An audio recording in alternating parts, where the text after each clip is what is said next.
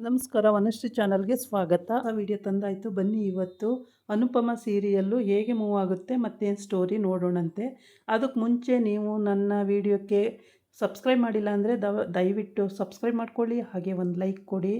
ಮತ್ತು ಇವತ್ತು ಈ ಸ್ಟೋರಿನಲ್ಲಿ ಅವಳು ಮಗಳು ಅಂದರೆ ಆದ್ಯ ಸಿಕ್ಕಿದ್ದಾಳೆ. ಸಿಕ್ಕಿದ್ರೂ ಅಮ್ಮನ ಮುಖ ನೋಡೋಕ್ಕೂ ಅವಳು ಇಷ್ಟಪಡ್ತಾ ಇಲ್ಲ. ನಿನ್ನ ಮುಖ ನೋಡೋಕೆ ಇಷ್ಟ ಇಲ್ಲ, ನೀವು ಹೋಗಿ ಮಮ್ಮಿ, ನನ್ನ ಹಿಂಸೆ ಮಾಡಬೇಡಿ ಅಂಥೇಳಿ ದೂಕ್ಬಿಡ್ತಾಳೆ. ಆಮೇಲೆ ಅವನ ಲವ್ವರ್ ಬರ್ತಾನೆ. ಅಲ್ಲಿ ಲವ್ವರ್ ಬಂದು ಅನುಪಮ ಅಳ್ತಾ ಕೂತಿರ್ತಾಳೆ. ಏನು ಕಳ್ತಾ ಇದ್ದೀರಾ ಆಂಟಿ ಅಂತ ಕೇಳಿದಾಗ, ಹೀಗೆ ನನ್ನ ಮಗಳು ನನ್ನನ್ನು ಬಿಟ್ಟು ಹೋಗ್ತಾ ಇದ್ದಾಳೆ, ಬರಲ್ವಂತೆ, ನನ್ನ ಜೊತೆ ಇರಲ್ವಂತೆ ಅಂತೇಳಿ ತುಂಬಾ ರಂಪಾಟ ಮಾಡ್ತಿರ್ತಾಳೆ. ವಿಧವಾಗಿ ಬೇಡ್ಕೊಂಡ್ರು ಅವಳು ಕೇಳೋದೇ ಇಲ್ಲ. ನಂದೇನು ತಪ್ಪಿಲ್ಲ ಕಂದ ಅಂದ್ರೂ, ಇಲ್ಲ ನೀವೇ ತಪ್ಪು ಮಾಡಿದ್ದು ಮಮ್ಮಿ, ನಮ್ಮ ಪಪ್ಪ ಸಾಯೋಕ್ಕೆ ನೀವೇ ಕಾರಣ, ನಿಮ್ಮಿಂದನೇ ನಮ್ಮ ಪಪ್ಪ ಸತ್ತಿದ್ದು ಅಂತ. ಅವಳು ಫ್ಲೈಟ್ ಕ್ರಾಸಾಗಿ ಸತ್ತಿದ್ದು ಮಗಳೇ ಅಂದರೂ ಕೇಳಂಗಿಲ್ಲ. ಇಲ್ಲ, ನಿಮ್ಮಿಂದನೇ ನಮ್ಮ ಪಪ್ಪ ಸತ್ತಿದ್ದು, ನಾನು ಇಷ್ಟೊಂದು ಕಷ್ಟಪಡೋಕ್ಕೆ ನೀವೇ ಕಾರಣ, ನಿಮ್ಮಿಂದನೇ ನನಗೆ ಇಷ್ಟೊಂದು ಕಷ್ಟ ಅಂತೆಲ್ಲ ಹೇಳ್ತಾಳೆ. ನಾನು ಕಷ್ಟಪಟ್ಟಿದ್ದೀನಿ ಮಗಳೇ, ನೀನಲ್ಲ. ನೀನು ಯಾಕೆ ಬಂದೆ, ನನ್ನ ಜೊತೆನೇ ಇರಬೇಕಿತ್ತು ಅಂತ. ನೀವು ಪೊಲೀಸಿಗೆ ಇಟ್ಕೊಡ್ತೀನಿ ಅಂದಿದ್ದಕ್ಕೆ ನಾನು ಎದ್ರುಕೊಂಡು ಬಂದಿದ್ದಲ್ವ. ಎಲ್ಲ ಹೇಳ್ತಾಳೆ ಪರಿಪರಿಯಾಗಿ. ಏನು ಹೇಳಿದ್ರೂ ಅವಳು ಕೇಳೋದೇ ಇಲ್ಲ. ಅಳ್ತಾಳೆ, ತಲೆ ಕೆಚ್ಕೋತಾಳೆ, ಎಲ್ಲ ಮಾಡ್ತಾಳೆ. ಏನು ಮಾಡಿದ್ರೂ ನಾ ಬರಲ್ಲ ಅಂದಮೇಲೆ ಬರಲ್ಲ, ಬರಲ್ಲ ಅಂತೇಳಿ.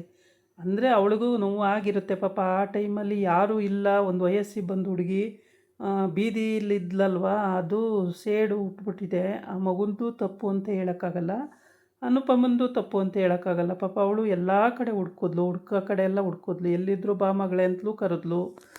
ಏನು ಮಾಡೋಕ್ಕಾಗುತ್ತೆ. ಅವಳು ಸಿಗಲಿಲ್ಲ. ಇವಳು ಎಷ್ಟು ಹುಡ್ಕಿದ್ರೂ ಇಲ್ಲಿವರೆಗೆ ಹುಡುಕ್ತಾನೆ ಇದ್ಲು. ಇವಾಗಾದರೂ ಸಿಕ್ಕಿದ್ದಾಳೆ. ದ್ವಾರಕದಲ್ಲಿ ದೇವರು ಪೂಜೆ ಮಾಡ್ಸೋಕ್ಕೆ ಅಂತ ಬಂದಳು. ಆದರೂ ಇಲ್ಲಿ ಸಿಕ್ಕಿದ್ದಾಳೆ. ಸಿಕ್ಕಿದ್ರೂ ಪಾಪ ಹುಡುಗಿ ಎಲ್ಲ ನೆನ್ಕೊಂಡು ಅಳುತ್ತೆ. ಏನೂ ಮಾಡೋಕ್ಕಾಗಲ್ಲ. ಇಲ್ಲಿ ಬೇರೆ ಹೆಸ್ರು ಇಟ್ಕೊಂಡಿದೆ, ಹೆಂಗೋ ಜೀವನ ಮಾಡ್ಕೊಂಡು ಹೋಗ್ತಾಯಿದೆ. ಅನಾಶ್ರಮದಲ್ಲಿ ಒಂದು 10 ಮಕ್ಕಳು ಇಟ್ಕೊಂಡಿದೆ, ಒಂದು ತಾತ ಇದೆ, ಇನ್ನೊಂದು ಹುಡುಗಿ ಇದೆ. ಎಲ್ಲೋ ದುಡ್ಕೊಂಡ್ಬಂದು ಹೆಂಗೋ ಜೀವನ ಮಾಡ್ತಾಯಿದ್ದಾರೆ. ಆದರೆ ಅಲ್ಲಿ ಬಾಡಿಗೆ ಕಟ್ಟೋಕೆ ಆಗ್ತಾಯಿಲ್ಲ. ಆ ಮಕ್ಕಳು ಸಾಕ್ಕೊಂಡು ಬಾಡಿಗೆ ಕಟ್ಟೋದಂದ್ರೂ ಭಾಳ ಕಷ್ಟ ಆಗ್ತಿದೆ ಹುಡುಗಿಗೆ. ಆದ್ರೂ ಅಮ್ಮನ ಮುಖ ನೋಡೋಕ್ಕೆ ಹುಡುಗಿಗೆ ಇಷ್ಟ ಇಲ್ಲ. ಇಷ್ಟು ಬೇಜಾರು ಮಾಡಾಕಿದ್ದಾರೆ ಅಂದರೆ, ಅಲ್ಲಿ ತುಷಾರು ಮತ್ತು ಪಾವನಿ ದ್ವೇಷ ಸಾಧಿಸ್ತಾರೆ ಅಮ್ಮನ ನೋಡಿದ್ರೆ. ಇಲ್ಲಿ ಈ ರೀತಿ. ಅಲ್ಲಿ ಅವನು ತುಷಾರು ಬಿಸ್ನೆಸ್ ಎಲ್ಲ ಹಾಳು ಮಾಡಿಕೊಂಡು, ಎಲ್ಲ ಲಾಸ್ ಮಾಡಿಕೊಂಡು, ಮಸಾಲೆ ಎಲ್ಲ ಡೂಪ್ಲಿಕೇಟ್ ಮಾಡಿ, ಅಲ್ಲಿ ಅವನು ರಂಪಾಟ ಮಾಡಿ ಏನೂ ಇಲ್ಲ, ತಿನ್ನೋಕ್ಕೆ ಗತಿ ಇಲ್ದಂಗೆ ಮಾಡ್ಕೊಂಡು ಕೂತಿದ್ದಾನೆ. ಇಲ್ಲಿ ಪಾಪ ಈ ಹುಡುಗಿ ಕೈ ಸಿಕ್ಕಿದ್ದು ನಾನು ಬರಲ್ಲ ಅಂತ ಹೋಗ್ತಾಯಿದೆ. ನಾನು ಬರಲ್ಲ ಮಮ್ಮಿ, ಕೈ ಮುಗಿತೀನಿ, ನನ್ನನ್ನು ಬಿಟ್ಬಿಡಿ ಅಂತೇಳಿ. ಎಷ್ಟೇ ಬೇಡ್ಕೊಂಡ್ರಲ್ಲ, ಕೈ ಮುಗಿದ್ರಲ್ಲ, ಏನೇ ಮಾಡಿದ್ರೂ ನಾನು ಬರಲ್ಲ ಅಂದಮೇಲೆ ಬರಲ್ಲ ಅಂತ ಹುಡುಗಿ ಹಠ ಹಿಡ್ದು ಕೂತಿದೆ. ಹೆಂಗೋ ದ್ವಾರಕಾಗೆ ಹೋಗಿ ದೇವಸ್ಥಾನದ ಬಾಗ್ಲಲ್ಲಿ ಕೂತಾಗ ತಾತಕ್ಕೆ ಸಿಕ್ಕಿ ಕರ್ಕೊಂಡೋಗಿ ಏನೋ ಒಂದು ನೆಲೆ ಮಾಡಿ ಪಾಪ ಹೆಂಗೋ ಜೀವನ ಮಾಡ್ಕೋತಿದೆ. ಆದರೆ ಇವಾಗ ಇವಳಿಗೆ ಅನುಪಮಗೆ ಸಿಕ್ಬಿಟ್ಟಿದೆ. ಇವಾಗ ಇವಳಿಗೆ ಮಗಳು ಬೇಕು. ಅವ್ರು ಯಾರೂ ಇವಳು ಮಕ್ಕಳಾಗೆ ಉಳಿಲಿಲ್ಲ, ಅದು ಬೇಜಾರು. ಅಷ್ಟೆಲ್ಲ ಕಷ್ಟಪಟ್ಟು ಸಾಕಿದ್ರೂ ಗಂಡ ಬಿಟ್ಟ, ಬೇರೆ ಮದುವೆ ಆದ, ಈಗ ಎಲ್ಲವನೇ ಅಂತಲೇ ಗೊತ್ತಿಲ್ಲ. ಈ ಕಡೆ ಅತ್ತೆ ಮಾವ ಎಲ್ಲನೂ ಇಟ್ಕೊಂಡು, ನಾದಿನಿ ಮಕ್ಕಳು ಎಲ್ಲರನ್ನೂ ಇಟ್ಕೊಂಡು ಸಾಕ್ತಾಯಿದ್ದಾಳೆ, ಮೊಮ್ಮಕ್ಕಳುಗಳೆಲ್ಲರನ್ನೂ. ಆದರೆ ಅವಳು ಮನಸ್ಸಿಗೆ ನೆಮ್ಮದಿನೇ ಕೊಡ್ತಾಯಿಲ್ಲ. ಯಾರೂ ತುಂಬ ನೋವು ಕೊಡ್ತಾರೆ. ಅದು ಕೂಡ ಅವಳಿಗೆ ತುಂಬಾ ಹಿಂಸೆ ಆಗ್ತಿದೆ. ಮಗಳು ತಪ್ಕೊಂಡು ಅಳ್ತಾಳೆ, ಬಾ ಮಗಳೇ ಅಂತಾಳೆ, ಬಾ ಕಂದ ಅಂತಾಳೆ. ಏನೇ ಮಾಡಿದ್ರು ಪಾಪ ಆ ಹುಡುಗಿನೂ ತಪ್ಪಿಲ್ಲ ಬಿಡಿ. ಆ ಹುಡುಗಿ ಏನು ಮಾಡಿದ್ರು ಮನಸ್ಸು ಕರಗ್ತಿಲ್ಲ. ನೋವು ಆಗಿದೆ ಹೌದು. ನಾನೆಲ್ಲೋ ದುಡ್ಕೊಂಡು ತಿಂತೀನಿ, ನಾನು ಇವಾಗೇನು ಯಾರಿಗೂ ಹೆದರಬೇಕಾಗಿಲ್ಲ ಅನ್ನೋದು ಆ ಹುಡುಗಿದು. ಲವ್ವರ್ಗೂ ಹೇಳುತ್ತೆ, ನನ್ನ ಮಮ್ಮಿ, ನನ್ನ ತಾಯಿ, ನನ್ನ ತಾಯಿ ವಿಷಯ ನೀನು ಬರಬೇಡ ಮಧ್ಯದಲ್ಲಿ ಅಂತ. ತಾಯಿ ಅಂತ ಒಪ್ಕೊಳ್ತೀಯಲ್ವಂತ. ಇವರು ಅನುಪಮ ಒಂದು ಲಾಕೆಟ್ ಹಾಕ್ಕೊಂಡಿದ್ದಾಳೆ, ಆ ಹುಡುಗಿನೂ ಕೂಡ ಒಂದು ಲಾಕೆಟ್ ಹಾಕ್ಕೊಂಡಿದ್ದಾಳೆ. ಲಾಕೆಟ್ಗಳಂತೂ ಕತ್ತಲ್ಲಿ ಇದ್ದೇ ಇದ್ದಾವೆ. ಬಾಂಧವ್ಯ ಅಂತೂ ಬಿಟ್ಟು ಹೋಗಲ್ಲ. ಆದರೂ ಕೂಡ ಆ ಹುಡುಗಿಗೆ ತುಂಬ ಹಿಂಸೆ ಆಗಿಬಿಟ್ಟಿದೆ. ಅಪ್ಪನ ಸಾಯಕ್ಕೆ ಕಾರಣ ಆದ್ರಲ್ಲ ಅನ್ನೋದೇ ಒಂದು ಚಿಂತೆ ಆಗಿದೆ. ಆದರೆ ಅನುಪಮ ಅಲ್ಲಿ ಕಾರಣ ಆಗಿರಲಿಲ್ಲ. ಅವನು ಆಸ್ತಿ ವಿಷಯಕ್ಕೆ ಮಾತಾಡೋಕ್ಕೆ ಹೋಗ್ತೀನಿ ಅಂತೇಳಿ ಕೆಲಸದ ಮೇಲೆ ಹೋದವನು ಪಾಪ ವಾಪಸ್ಸೇ ಬರಲಿಲ್ಲ. ಅದೇನಾಯಿತೋ ಏನೋ ಗೊತ್ತಾಗಲಿಲ್ಲ. ಫ್ಲೈಟ್ ಕ್ರಾಸ್ ಆಯಿತು ಅಂತಾರೆ, ಏನಾಯಿತೋ ಏನೋ. ಇವಳು ಕೈ ಮುಗಿದು ಪರಿಯಾಗಿ ಬೇಡ್ಕೋತಾಳೆ ದ್ವಾರಕದಲ್ಲಿ. ಬಾ ಮಗಳೇ ನಿಂದಮ್ಮಯ್ಯ ಅಂತೀನಿ, ನಿನ್ನ ಕಾಲಿಗೆ ಬೇಕಾದ್ರೂ ಬಿದ್ದುಬಿಡ್ತೀನಿ, ನಾನು ಒಂಟಿಯಾಗಿ ಹೋಗಬೇಡ ಮಗಳೇ, ನನ್ನ ಒಂಟಿಯಾಗಿ ಬಿಟ್ಟು ಹೋಗಬೇಡ, ಬಾ ಮಗಳೇ ಬಾ ಮಗಳೇ ಅಂತ ಸಾರಿ ಸಾರಿ ಬೇಡ್ಕೋತಾಳೆ. ಏನೇ ಬೇಡಿದ್ರೂ ಹುಡುಗಿ ನನಗೆ ಬರೋದೇ ಇಲ್ಲ ಅಂತ ಹಠ ಹಿಡ್ದು ಕೂತಿದೆ. ಇವಾಗ ಎಷ್ಟೇ ಕರೆದ್ರೂ ಇಲ್ಲ, ಕೈ ಮುಗಿದ್ಬಿಟ್ಟು ನಾನು ಬರಲ್ಲ ಅಂತ ಹೊರಟೋದ್ಲವಳು. ಅವಳು ಹೋಗ್ತಿರುವಾಗ ಅವಳ ಲವ್ವರು ಇತ್ಲಾಗ ಅನುಪಮಗೂ ಹೇಳೋಕ್ಕಾಗಲ್ಲ, ಅವಳಿಗೂ ಹೇಳೋಕ್ಕಾಗಲ್ಲ. ಪಾಪ ಅವ್ನು ಸುಮ್ಮನೆ ನಿಂತ್ಬಿಟ್ಟಿದ್ದಾನೆ. ಅವನಿಗೆ ಕೆಲವೊಂದು ಸ್ಟೋರಿಗಳು ಏನೂ ಗೊತ್ತೇ ಇಲ್ಲ ಹೇಳ್ಬೇಕಂದ್ರೆ, ಏಕೆಂದರೆ ಅವನು ಹೊಸ್ಪ ಅಲ್ಲ. ಈ ಹುಡುಗಿ ಲವ್ ಮಾಡೋದ್ರಿಂದ ಅವ್ರ ಅಮ್ಮ ಸಿಕ್ಕಿದ್ದಾಳೆ ಇಲ್ಲಿ. ಏನು ವಿಷಯನೂ ಗೊತ್ತಿಲ್ಲ, ಬೆಂಗಳೂರಲ್ಲಿ ಏನು ನಡೀತು ಅಂತ ಗೊತ್ತಿಲ್ಲ, ದ್ವಾರಕದಲ್ಲಿ ಬಂದು ಹೆಂಗಿದ್ಲು ಅಂತ ಗೊತ್ತಿಲ್ಲ, ಏನಿಲ್ಲ. ಹುಡುಗಿ ಚೆಂದ ಇದ್ದಾಳೆ, ಇವನು ಲವ್ ಮಾಡಿದ್ದಾನೆ ಅಷ್ಟೇ ಅಲ್ಲಿ ಗೊತ್ತಿರೋದು. ಹೀಗೆ ಅವಳು ಬೇಜಾರು ಮಾಡ್ಕೊಂಡು ಹೋಗ್ತಾಳೆ. ಅಲ್ಲಿ ನೋಡಿದ್ರೆ ಅನಾಥಾಶ್ರಮದಲ್ಲಿ ಎಲ್ಲ ಹೊರ್ಗಡೆ ಹಾಕಿ ಆಚೆ ನುಗ್ತಿದ್ದಾರೆ. ಅದೆಷ್ಟು 5 ಲಕ್ಷನೋ ಎಷ್ಟೋ ಕಟ್ಟಬೇಕು ಅಂತೇಳಿ. 5 ಲಕ್ಷ ಎಲ್ಲಿಂದ ತರ್ತಾಳೆ? ಮಕ್ಕಳನ್ನೆಲ್ಲ ಆಚೆ ಹಾಕ್ತಾಯಿದ್ದಾರೆ. ಇವಳು ನೋಡಿದರೆ ಅಮ್ಮನೂ ಬೇಡ ಅಂತ ಹೋಗ್ತಾ ಇದ್ದಾಳೆ. ಅಲ್ಲಿ ತಾತ ಮತ್ತು ಎಲ್ಲ ಬಾಯಿ ಬಡ್ಕೊತಾ ಇದ್ದಾರೆ, ಆಶ್ರಮದಿಂದ ಆಚೆ ಹಾಕ್ತಿದ್ದಾರಲ್ಲ ಅಂತೇಳ್ಬಿಟ್ಟು. ಈ ಥರ ಎಲ್ಲ ಸನ್ನಿವೇಶಗಳು ನಿಜ ಜೀವನದಲ್ಲಿ ನಡೆಯೋದು ಸಹಜನೇ, ತುಂಬಾ ನಡೀತವೆ. ಪಾಪ ಎಷ್ಟು ಕಷ್ಟ ಅಂದರೆ ಅದನ್ನು ಅನುಭವಿಸಿದವರಿಗೆ ಗೊತ್ತಿರುತ್ತೆ. ಸುಖವಾಗಿದ್ದವ್ರಿಗೆ ಅವೆಲ್ಲ ಹೇಳೋಕ್ಕೆ ಹೋದರೆ ಏನೂ ಅರ್ಥ ಆಗಲ್ಲ.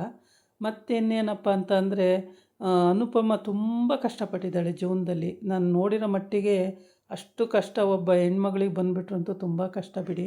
ಜೀವನ ಮಾಡೋದೇ ತುಂಬ ಕಷ್ಟ. ಇಲ್ಲಿಂದ ಅಮೇರಿಕ ಹೋದ್ಲು, ಅಲ್ಲಿ ದೊಡ್ಡ ಹೆಸರು ಮಾಡಿದ್ಲು. ಕೊನೆಗೆ ಅದಿನ್ನೇನೋ ಹೊಟ್ಟೆ ಉರಿಯಿಂದ ಅಲ್ಲಿ ಬೆಂಕಿ ಬಿದ್ದು ಅದೆಲ್ಲ ಸುಟ್ಟೋಯ್ತು. ಅಲ್ಲಿ ಮಗಳು ಅಪ್ಪ ಒಂದು ಕಡೆ ಇದ್ದರು, ಇವಳೇ ಒಂದು ಕಡೆ ಇದ್ಲು. ಅಲ್ಲೂ ಪಾಪ ಅನುಜನ್ ಇವಳನ್ನ ಬಿಟ್ಟಿರಲಿಲ್ಲ, ಅಲ್ಲೂ ಸಪೋರ್ಟ್ ಮಾಡಿಕೊಂಡೇ ಇದ್ದ. ಆದರೆ ಕೈ ಮೀರಿ ಹೋಗ್ಬಿಟ್ಟಿದೆ. ಇದಾನೋ ಇಲ್ವೋ ಅದು ಗೊತ್ತಾಗಿಲ್ಲ. ನನ್ನ ಮನಸ್ಸು ಹೇಳುತ್ತೆ ಇರ್ಬೋದು ಅಂತ ಕಾಣುತ್ತೆ. ಅನುಜು ಸತ್ತಿರಲ್ಲ, ಇರ್ತಾನೆ ಅನಿಸುತ್ತೆ. ಈ ತಾತ ಪಾಪ ಬಾಡಿಗೆ ಕಟ್ಟೋಕ್ಕೆ 5 ಲಕ್ಷ ರೂಪಾಯಿ ಎಲ್ಲಿಂದ ತಂದು ಕಟ್ಟುತ್ತೆ? ಕಟ್ಟೋಕ್ಕೆ ದುಡ್ಡು ಇಲ್ದಲೆ ಅಳ್ತಾ ಇದೆ. ಇವಳು ಎಲ್ಲೋಗವಳೆ ಆದ್ಯ ಅಂತ ಗೊತ್ತಿಲ್ಲ. ಅವಳು ಎಲ್ಲೋದ್ಲು ಅಂತ ಹುಡ್ಕಾಡ್ತಾರೆ, ಎಲ್ಲೂ ಇಲ್ಲ.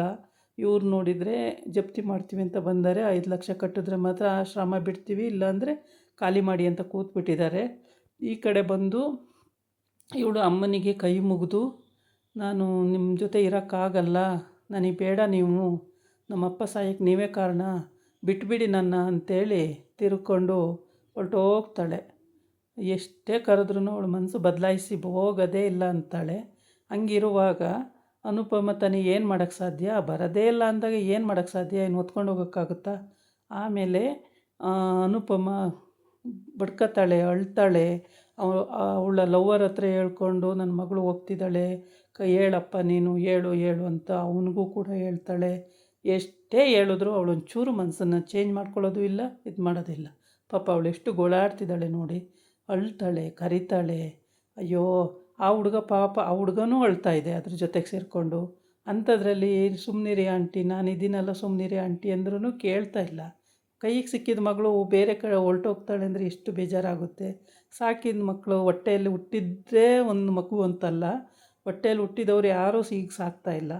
ಪಾಪ ಸಾಕಿದ ಮಗಳು ಅನಾಥಾಶ್ರಮದಿಂದ ತಂದು ಸಾಕಿ ಅಷ್ಟು ಚೆನ್ನಾಗಿ ಬೆಳೆಸಿ, ಇವಾಗ ಆ ಮಗು ನಾನು ಇರಲ್ಲ ಅಂತ ಹೋದಾಗ ಅವಳಿಗೂ ನೋವಾಗಿರೋದ್ರಿಂದ ಅವಳು ಹಂಗೆ ಅಂತಿದ್ದಾಳೆ. ಈ ಕಡೆ ಬಂದು ಬೆಂಗಳೂರಲ್ಲಿ ಎಲ್ಲ ಬಿಸ್ನೆಸ್ ಲಾಸ್ ಮಾಡಿಕೊಂಡು ತಿನ್ನೋ ಕಣ್ಣಿಲ್ಲ, ತೆಕ್ಕೆ ಬಟ್ಟೆ ಇಲ್ಲ ಅಂದ್ಕೊಂಡು ಮಾಡ್ಕೊ ಕೂತಿದ್ದಾರೆ ಇವರು.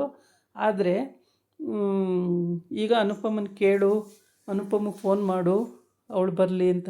ಆಮೇಲೆ ಇವ್ರ ಮನೆಯಲ್ಲಿ ಅನುಪಮಗೆ ಅತ್ತೆಗೆ ನಾನು ಫೋನ್ ಮಾಡಿದ್ದೆ, ಆದ್ಯ ಸಿಕ್ಕಿದ್ದಾಳಂತೆ ಅಂತ ಹೇಳಿಬಿಡ್ತಾರೆ. ಅಯ್ಯೋ ಅವಳು ಬಂದರೆ ಭಾಳ ಕಷ್ಟ, ಅವಳು ಬರಬಾರ್ದು ನಮ್ಮ ಮನೆಗೆ, ಅವಳಿಂದನೇ ಇಷ್ಟೆಲ್ಲ ಆಗೋಕ್ಕೆ ಕಾರಣ, ಹಂಗೆ ಹಿಂಗೆ ಅಂತೆಲ್ಲ ಮಾತಾಡ್ಕೋತಾರೆ.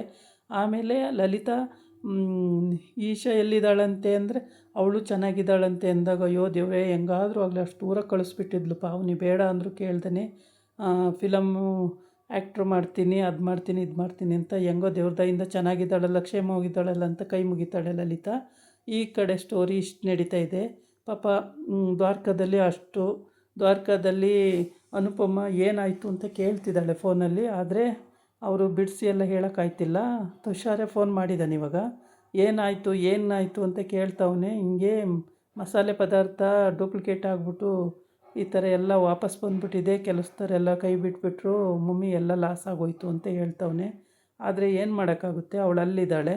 ಈಗ ಮಗಳು ಕೈಗೆ ಸಿಕ್ಕಿಲ್ಲ. ಈಗ ವಾಪಸ್ ಬರ್ತಾಳೋ ಬೆಂಗಳೂರಿಗೆ, ಏನು ಮಾಡ್ತಾಳೆ ಅಂತ ಗೊತ್ತಿಲ್ಲ. ಬಿಸ್ನೆಸ್ ಹೇಗೆ ಮಾಡ್ತಾಳೋ ಏನು ಕತೆನೋ ಪಾಪ. ಎಷ್ಟು ಕಷ್ಟ, ಎಲ್ಲ ಬಿಸ್ನೆಸ್ಸು ಹಾಕ್ಕೊತಾಳೆ, ಎಲ್ಲ ರೆಡಿ ಮಾಡಿ ದುಡ್ಡಾಗುತ್ತೆ, ಅಷ್ಟೊತ್ತಿಗೆ ಯಾರ ಕೈಗಾರ ಒಪ್ಪಿಸಿ ಅತ್ಲಾಗ ಹಾಳಾಗೋಗುತ್ತೆ. ಇದೇ ಆಗ್ಬಿಟ್ಟಿದೆ ಪಾಪ ಅವಳ ಜೀವನದಲ್ಲಿ ಉದ್ದಕ್ಕೂ. ಅದೇ ಬೇಜಾರು. ಇದಾಗಿತ್ತು ಇವತ್ತಿನ ವೀಡಿಯೋ. ನಾಳೆ ಇನ್ನೊಂದು ವೀಡಿಯೋ ಜೊತೆ ಬರ್ತೀನಿ. ನಮಸ್ಕಾರ.